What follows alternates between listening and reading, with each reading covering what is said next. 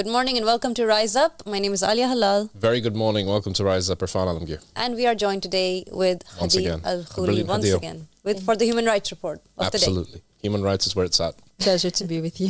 Thank you, Hadil. Thank you so much.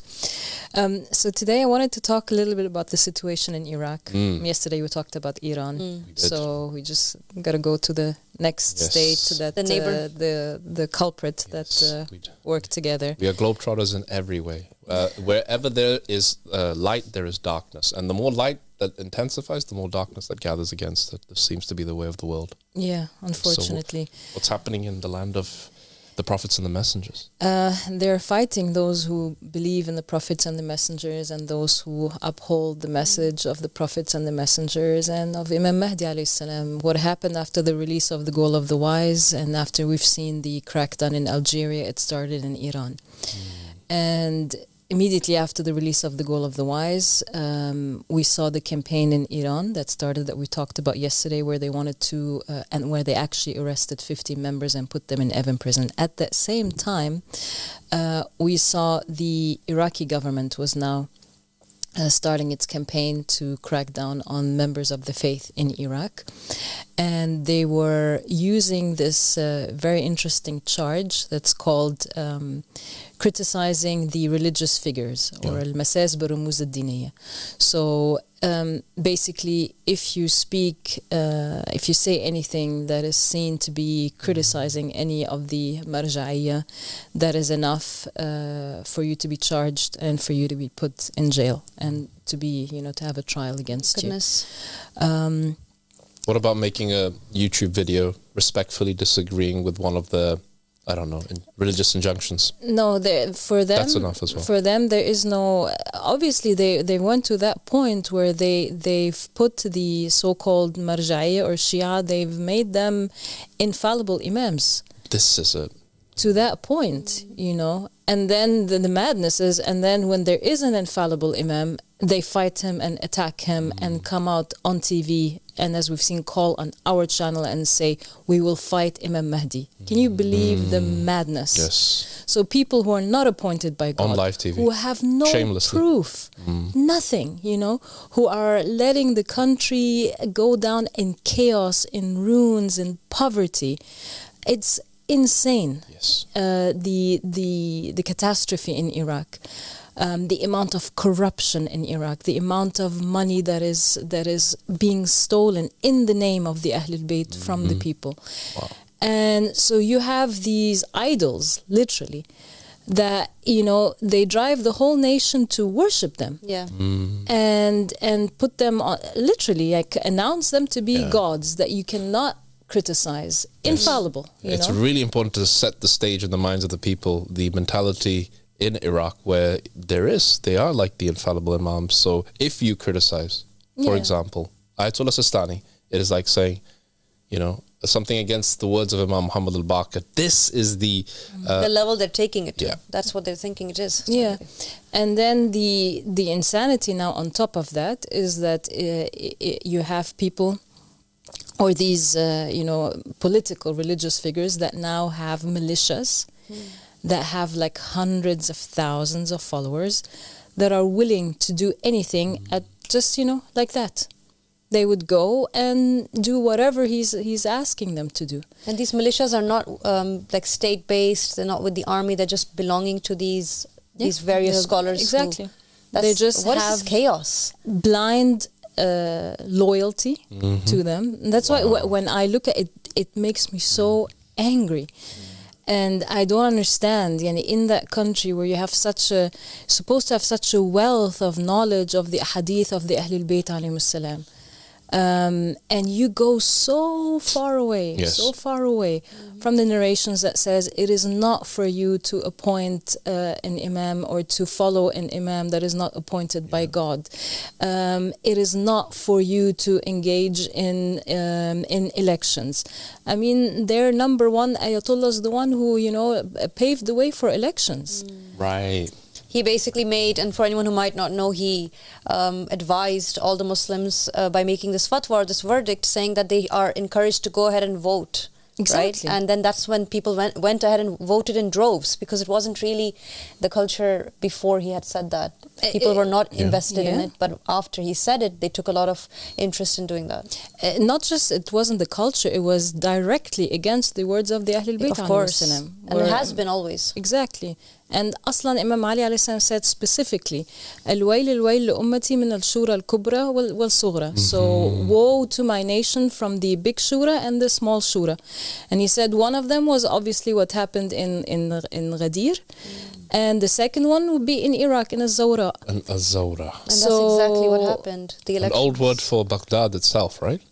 Yeah, so it's subhanAllah. I wish we could put up some of the prophecies about what will happen when the Qa'im arrives in Kufa and the type of resistance that he faces, because he certainly would face it from the characters you just described, who are now, despite the fact that they know about this hadith that you just quoted, Sister Hadil, they are still fighting and doing everything that they can to oppose God's vicegerent in this day and age, and have death squads now. Yes. That make people disappear off the streets of Iraq. And speaking of disappearance, forced disappearance is something me and Ali were discussing after you left last time, because we find it to be such a fascinating term, and another term to just say abducted. exactly. Like a watered down way of saying something quite serious, but trying to make it a little bit more acceptable. Forcible disappearance. Yeah. It's just kidnapping. Let's just call it for what it is. Reading that in Iraq, about 500,000 to 1 million people have disappeared by forced disappearance since 1960. Oh my goodness. Right? So this is like with counter-terrorism measure accounting for the largest number.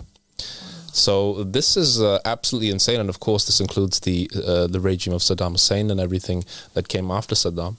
But it's a land where, you know, if you could go toe-to-toe with the two worst countries on the face of the planet for human rights violations, Iraq has to be up there. Absolutely. I mean, and it went to the point when it comes to now targeting our faith. Yes. That obviously these militias, they one famous case was they went to the homes of the Ansar and were shooting at the house. So imagine you're a family, you're inside your home with your children, and there's a squad of militias who are shooting at the house, and we have footage of that, and we have footage of the house being destroyed, the shooting at the car. We have cases of people who were kidnapped by militias, women even. We have cases even at the beginning when the connection with Iran. When the Goal of the Wise, as I was saying in the beginning, when it was published, one of the first things that the Iraqi authorities did is that they cracked down and they closed down the building of the white banners. But at that time, obviously the white banners are not associated with us. At all. But at that time, you know, thinking that, you know, they have to do with us and with the Goal of the Wise, so they went and they shut down the office and they arrested everyone there, thinking that there is a connection to us. So their intention was to basically attack us. Of course, because the timing was very, very telling. So this was immediately when the wave in Iran was happening, right after the release of the Goal of the Wise. So right after this happened, and it continues today. So after that, obviously now they went and arrested people who put up posters, who declared their faith in Abu Sadiq alayhi salam. And so that's one level. So obviously the believers in Iraq are obviously facing danger, and it's incredible to see the bravery and the courage. So many of them, despite knowing what it means, despite knowing that there is no rule of law, you know, anyone in the street could be like a militia of Muqtada Sadr and come and shoot you and your family and abduct you and kidnap you, and you go to the police station. This is like a mafia. They're gangsters. It is. And the police station will tell you, sorry, we can't interfere. So what's the point of a government system that people have to elect for when there are these renegade groups of militias going around shooting at other people, and there's no one that can stop them? And the scholars are all aware of each other's groups, and it's like this weird Wild Wild West kind of mentality. Exactly what I was thinking. Yeah, right. Gunslinging death squads from the Marja'iyah, from the religious scholars. It's like the local vicar in, I don't know, Manchester is calling for the killing of a guy with a black beanie who believes in the Mahdi. Right, because it's against our thing. It's just they can just go and do what they want and say what they want and feel what they want, and there is no law. This total madness. No, the country is obviously built on putting the power or giving false power to the religious establishment and using that to steal from the people, to rob people in the name of the Ahlul Bayt. And the religious establishment tries to give legitimacy to the political, to the executive, and this is how both of them work together to exploit the country and rob it and, really drive the whole country to ruins. And at the same time, anyone who dares to speak up, to criticize, is arrested, is detained, and literally put their lives at risk. Yeah. How could any dawah related to the Mahdi ever take root in a country like that? And then people wonder, what is the Mahdi doing in the West, right? Because we look at these individuals. In the West, as Abu Sadiq recently said, famously, he said, people are free to believe in the flying spaghetti monster if they choose, and it's an official religion. It is. But they have the freedom to do it. Yeah.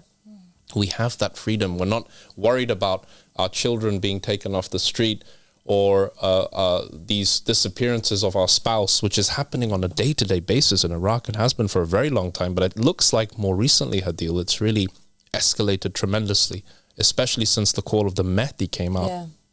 Before it was the Yazidis or somebody else, but now they've gone into overdrive, it seems. Absolutely, but I think at the same time, the more they do that, the more the resilience of the people and the believers is making them more scared. So what is happening now is that you have, because of the growth of the members of the faith in Iraq, and not just their growth and their insistence to make it public. That's something that we really need to stop and look, that they are so fed up, and at the same time they feel so empowered, and they know that they are with the Qa'im of the family Muhammad. They are not scared to go out on the street and take a picture with their face, with their name, with their location, and say, yes, I am a follower of Imam Mahdi. So inspiring. It is incredible. Families, men, women, with their children, pledging allegiance and publicly saying, here's my picture. And I was going to say that I have noticed, and we've noticed here, that from Iraq, it's actually one of those countries where we're getting the most people pledging allegiance. Really? Yes. So it really does go to show that it is that place where people are so oppressed, and yet they are finding hope in Abu Sadiq, and they are, like you said, inspired enough to, despite the consequences, just publicly testify to his truth. And that is incredible. Yeah. Absolutely, and we've seen that it's shaking their thrones, because every other day, a scholar from the Hausa calls on the TV channel, and it shows, that now their followers are asking them, what is this faith? And obviously they know that they're losing their false religiosity, and so it shows that they don't know what to do, and they know that this movement, this religion is sweeping across the nation, and they have no choice anymore. SubhanAllah. Alia, now this really brings into the picture the courage that must have been required. Tell Hadil about the thing that we saw yesterday about the Ansar in Iraq at the mausoleum of the Prince of the Believers. Oh yes, so we've been seeing a lot of these community posts by Abu Sadiq where he publishes what the Ansar are doing, their missionary works. And yesterday we highlighted a particular post where they're going to the mausoleum of Imam Ali ibn Abi Talib in Najaf, and they will take these little post-it notes that take you to the frequency of the channel, as you must have seen on the Mahdi Has Appeared YouTube channel, and they're putting it in the Ziyarat Ashura books and in the Quran chapters, so people who go there for guidance will come across the fact that the Mahdi has appeared, which is so beautiful. But it shows they're not just sitting idly, they actually believe, and they're going out and they're doing something. It's so beautiful. Especially in the context of the picture that you just painted about the conditions in Iraq, because it's very difficult for a Western audience to really appreciate the level of oppression, the level of the sophistication of the the intelligence apparatus when it comes to other religions. It's on another level. And to be able to do what these individuals did and then take pictures with the QR codes and the satellite frequencies inside these books in Kufa itself, you know, the place of greatest resistance, is an act of tremendous courage, because if you were seen doing something like this, it's not like an act where somebody would take you to the side and have a stern word with you about following, spreading misinformation. This is life or death. And I really like this act of courage, because we know that one of the greatest acts of courage that we have as an example is in the story of David and Goliath. And David, peace be upon him, he did not move from his place, and he confronted Goliath. And when he refused to budge, it is at that time where the spirit of the prince of the believers entered into David and gave him victory. Yeah. So this is a true application and repetition of that story. And the people of Iraq have that light inspiring them, who always comes to the aid of the believers at the very last moment. And it is so refreshing to see that the most pledges are also coming from that land. Yes, so, it really is a very incredible thing to see. And let's not forget, it's the place where Imam Ahmad al-Hassan, from whom his peace, first started the call. Absolutely began the call there in Iraq in 1999. And there are still those loyalists of the Ahlul Bayt who we find in Iraq. So God bless everyone from there. And thank you, Hadil, once again. Thanks for the time and for the information. It's very important that we highlight these situations and cases. Stay tuned. We're going to be right back after the break with our messenger, our outreach messenger to China, Taiwan and Hong Kong. And that is our dear beloved brother Zong. So stay tuned for that. We'll be right back.